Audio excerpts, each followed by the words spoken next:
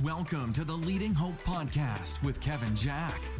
Your influence will lead people somewhere, lead them towards hope. Everyone has 20 minutes to learn to become a better leader. Make it count. Welcome to Leading Hope with Kevin Jack. I'm your host, VJ Williams, here with my friend and pastor, Kevin Jack.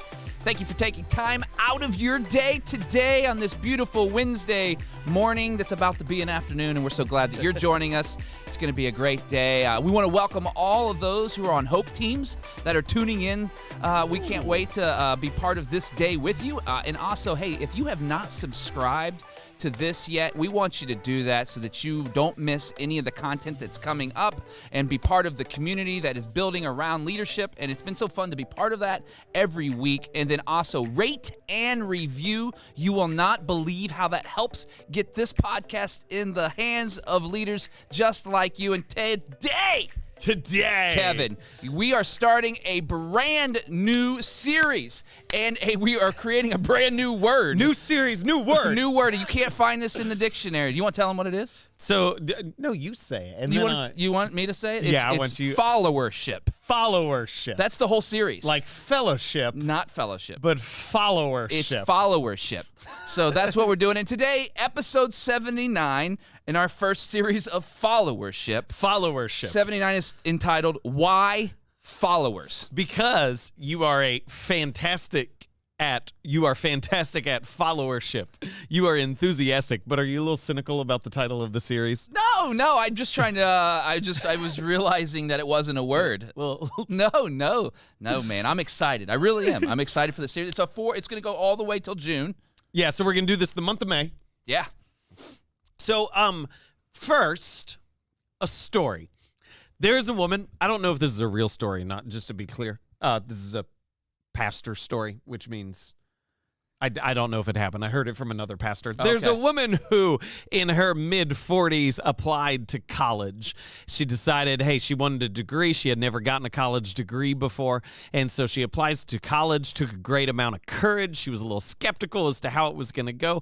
As she is filling out the admissions application, she stumbles upon a question that really threw her off, and the question was, are you a leader or a follower? She knew she was not indeed a leader, and so she felt like she had to check the box follower or she wouldn't be being true to herself. She filled out the rest of the application, turned it in, sent it off to the college, and assumed that the response would be rejection because she had not filled out that she was a leader. A couple weeks later, she gets an acceptance letter from the university. As part of the acceptance letter came a special note that said, hey, congratulations on your acceptance to, I'm leaving out the name of the university, said, we felt that it was imperative that we allow you entrance into the university because we had over 16,000 leaders apply and only one follower. So we felt it was important that you be allowed entrance because we live in an age that so celebrates leadership that we have missed an understanding of the importance of followership, that I believe that leaders need to create better followers. For one, that's obvious. If you're leading no one, then you're not a leader. You're just walking around by yourself. But it's understanding that part of leadership is followership. When we talk about the idea of being a follower, for most of us, we just get an image.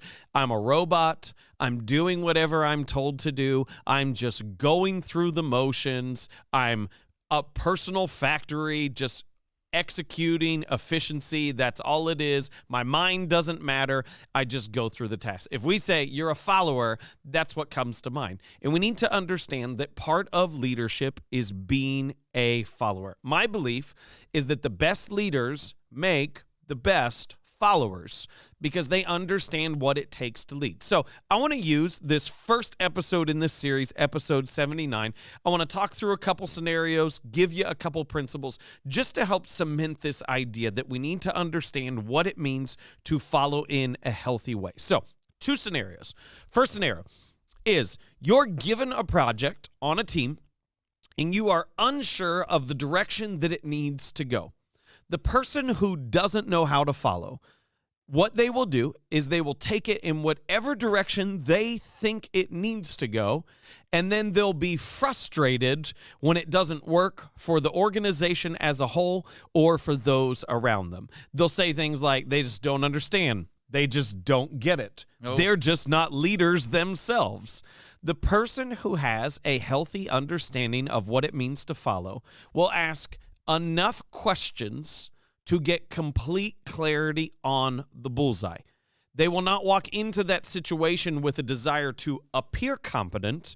They will have a desire to be competent.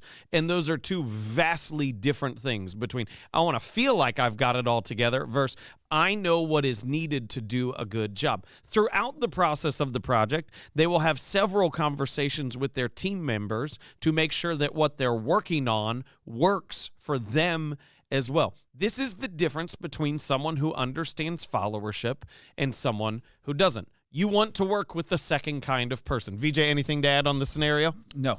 Good. Scenario number 2. There is a big decision on the organization's future. The person who doesn't understand how to follow will jockey for authority, have a bunch of side conversations of, can I be in that meeting? Who gets to decide that? Who determines who makes this decision? These are the questions that are most important to them. And they will usually end up critiquing the decision no matter what's made because, gosh darn it, they're just smarter than everyone in the room. They have more awareness than everyone who's running everything. Michael Mosley is pumping his fist, waving his hand in the background. Thank you, Michael. Now, the follower, when there is a big decision on the organization's future, will add input when it is appropriate, will be absolutely sure that the people who are making the decision have their blind spots covered. Now, this is important. Whether they're asked or not, they will provide the input that is needed that they may not know to ask because they want them to make the best decision possible. Then, once the decision is made, their first role is to seek to understand why that decision was made. Not to critique it from their point of view, but to understand their point of view doesn't have everything. You want to work with the second kind of person. VJ, anything to add on that one? No. Okay, good. So here's a couple principles on this. The best leaders make the best followers. The person who is a great leader is the person who is also the easiest to lead. We have adopted this mentality, and it is destructive, it is narcissistic, it is prideful. I could just keep going forever, but we've got other content to get to say, oh, they're just struggling in this role because they're such a good leader. Listen, the best leaders make the best followers. Now, if you are working underneath a poor leader, they may be a frustration to you.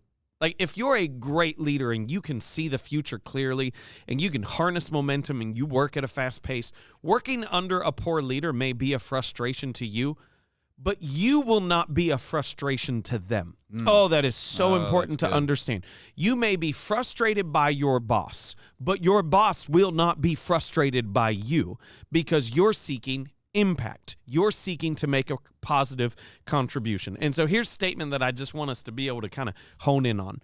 The follower understands it's not about you, but it starts with you. Your vision, your behavior, your attitude, this shared vision of what we're working towards. If you're a leader and you never learned how to follow, if you're in a position of leadership, and you never taught those, and you were never taught in some way how to follow someone else, the probability is that the vision is more about your ego than the collective impact. And you don't have any understanding as to when to lead, when to allow someone else to lead, when to make a clear decision, when to allow input. You don't understand these dynamics that are so important for building something great together because you think, I'm a leader. I'm not supposed to follow. The follower understands it's not about you, but it starts with you. So here's kind of the paradigm piece, and then we'll get into all the discussion pieces for today. Followership is part of the skill set of leadership. You're always doing both. Whether you're leading the meeting or in the meeting, You're learning, guiding the conversation, seeking out blind spots, and ensuring everyone is heard. You don't have to be the person who set the agenda and sat at the head of the table to help guide the meeting. You're always doing both. Whether you're at the microphone or in the audience, you understand that you're contributing to the energy, you're responsive in your body language, that you are part of the message that is being delivered, which brings us back to the whole 2 series ago we did on leading with a mic. Man, it is so important to understand those pieces. And so here's my last statement. Ready? Right. The idiot, should I have a better phrase? Keep going. Don't have time for synonyms now. Yep. The idiot thinks that only their actions when they have the title leader matter. The idiot, and I mean that as simple. No, I'm serious on that. There are people who think, well, I'm not the leader, so this doesn't matter. They think that only their actions when they have the title leader matter. The true leader understands that they lead and how they follow, and when they follow, they can lead. The true leader understands they lead in how they follow, and when they follow, they can lead. Ooh. V, followership. Woo. That is man, that is powerful. That's a powerful 10 Throwing minutes. darts today. That's a power. Is that my new nickname? No, I texted Spring. No, keep Ty, going. well, I thought that he was replying to idiot. No. Okay, that wasn't. No, Ty, that wasn't your nickname. You got a lot here that we need to. First of all, the first question is: are you sure you don't want to reveal the name of that university? I actually don't remember. Oh, darn it! That's why. That would have been great. You said the best leaders make the best followers. In other words, you cannot lead anything unless you know how to follow first. I believe that I don't think you have any clue how to lead something healthy until you learn how to follow healthy. And then when you're a leader, because part of following is knowing this is when to speak up, this is when to shrink back. This is when I should have a loud voice in this decision, and this is when I should listen. And sometimes people think, so when I ask our team all the time how I should lead them. Yeah. And I instruct them, this is how you should follow me. Yep. They are not like, and so when I'm asking them, how should I lead you? They're taking the role of the leader. Yeah. And when I'm instructing, this is how you should follow, I'm taking the role of the follower. Yes. Because we understand, hey, when this all comes together, there is a shared vision. There is a shared impact that we're seeking to make. And if you're only ever leader and never follower, then it's all about you, and it's not about what we're doing together. And I think that's you just nailed it, right? A shared vision includes more than you. Yes. And there's no way about that. They're shared. You have to be both. So let me dive into one of the scenarios, because I think this is so important. And I know the difference of who I'm dealing with. Yeah. Because if someone doesn't know how to follow well, they won't know how to lead well. If I give someone a project, it makes sense to me. Yeah. I am not giving someone something like, I want you to complete this project. I have no idea what it should look like, no idea what it should do or the impact that it should make. Just go waste some of your time. It makes sense to me. I don't know if it makes sense to them. Right. Like, I really don't have a clue. It is their responsibility to gain that clarity. Yeah. That is what it looks like to follow well. To just take it and go, I'm going to make it whatever I want, is completely self-defeating and has no understanding of what we're doing together. Yeah. So we have Matt Scruggs with us. Matt Scruggs does a lot of our visual stuff, things like that. This is the rhythm that Matt and I have learned. Matt does a ton of our graphics. Matt will ask enough questions to ensure that he knows exactly the direction that I'm headed. Yep. And I understand that we've done this long enough. When Matt says, I got it, I don't need to add anything else. Right. Like sometimes I'll give him, hey, I want to start a series. I want it to look kind of fun, kind of silly, but really powerful at the end of the day. And like, he'll just go, yep, got it. And sometimes the people in the meeting will just be like, what? Yeah. Yeah. No, I trust that he's got it. Yeah. And if he doesn't got it, he picks up this. Yeah. And he gets it. He figures it out. If you're listening online, he picked up his phone, just to be clear. Yes, so thank you very much. Good job. See, making clarity right there for people. I'm a good follower. I tell you. I'm a great follower. Hey, we got a question coming in. You ready? Yeah. This is from Dina. She says, how would micromanagement come into play for this? I struggle for asking for information or begging for forgiveness because I work on a project where the manager is micromanaging everything. Read it again. That was a lot to process in a hurry. How would micromanagement come into play for this? I struggle with asking for information or begging for forgiveness because I work on a project where the manager is micromanaging everything. Oh, that's fair. Now, here's the hardest thing on this is so much of what we talk in this dynamic. I remember when we were talking codependency, when we were talking asking questions within development and all those other pieces. There's so much of this that, like, if you're not working for a healthy leader, it's not going to work. Like, if you're working for a leader who is more focused on their impact than the collective vision, it's not going to work. I think the best ways to follow well are to ask as many questions as you can up in advance. Yeah. And to, when that was my more dominant role of a follower, would say, hey, I want to save you time and make sure this works for you, speaking to my boss. Yes. So I'm painting it not in my best interest. I'm painting it in their best interest. Hey, I'd like to save you time down the line and make sure this is exactly what you want so I don't have to come back to you and bother you again. Right. Which, when you do that, they say it, you'll read back and say, so I will come back to you when I have this and this and this completed. Are you comfortable with that? Right. And what you're doing as a follower is you're teaching your leader how to lead you. Yeah. Which is part of what it means to be a good follower, right. is you're constantly giving your leader cues. This is how. Now, the person who doesn't know how to lead goes back home and complains to their spouse or goes to the back office and complains to their coworker about how their leader just doesn't know how to lead. Right. The follower who can be a good leader instructs their leaders in their best interest how to lead them. Yeah. So it's not a one-way dynamic. We've just got this off. We go, I'm a leader or I'm a follower. Ooh. You're always both. Preach. Like, you're always should be doing both well. Yeah, that's good. And we were going to get to that, but you took it right Oh, from I'm me. sorry. So, no, that's I'm good. sorry. So on that, let's stay on that topic for a second. It says, you said something earlier. You were talking about to appear versus to be competent. Yeah. That's a really hard thing for people to understand. Talk more about that, because when we're in meetings, our goal isn't to bring our knowledge of something to the table. It's to actually contribute to the shared vision of the project. Yeah. Talk more about the difference in what someone needs to do to recognize that might be the scenario in which they find themselves. Let's open it up. Let's pull it apart. Let's do it. Okay. So the reason why we do this is because we want our reputation to be intact. The reason why we don't ask all these questions is because we care more about how we appear than the impact that we make, which means it's still about us. Yes. The person who is a healthy leader cares more about the impact than their appearance as a leader. And so whether you're leader, follower, any situation in there, you're willing to ask the dumb question because you want it to be good more than you want to appear to look good. Yes, I'm the king of dumb questions. I love it. It's the best. Actually, it's fun for me. But hey, look, let's keep going with this. You said you might be frustrated by your leader, but they won't be frustrated by you. Yeah.